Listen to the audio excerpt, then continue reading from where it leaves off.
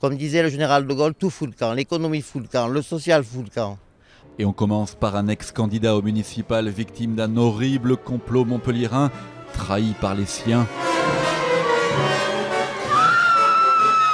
Je devais faire la liste avec Maître Christol et ce matin j'ai appris avec surprise qu'il était 56e sur la liste de M. Sorel. Le ténor du barreau, homme de droite qui rejoint la liste du dissident de gauche, 65e sur 65. Moi c'était la dernière place ou la première.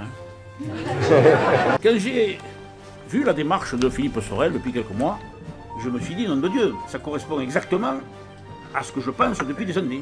Voilà, un homme libre, qui a le courage d'affronter, ce n'est pas simple, ce n'est pas évident, les structures en place. Des structures nationales du PS qui veulent récupérer la brebis égarée, petit coup de fil entre amis. Alors j'aurais dit, écoutez, on est quand même de la même famille politique, on ne va pas se fâcher. Je vais réfléchir à toutes mes conditions, mais vous comprendrez aisément que ça va être beaucoup plus cher qu'il y a 18 mois. Et pendant ce temps-là, une députée FN fait la campagne de son candidat nîmois en vendant des produits dérivés et en chauffant la salle avec les fondamentaux du Front National. Chez nous, on parle le français, à la maison et dans la rue. Chez nous, on boit du vin de nos terroirs.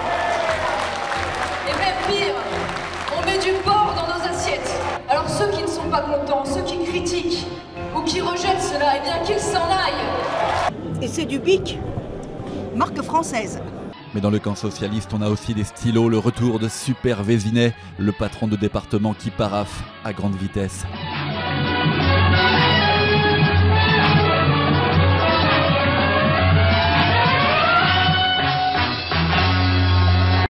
Comme disait le général de Gaulle, tout fout le camp, l'économie fout le camp, le social fout le camp.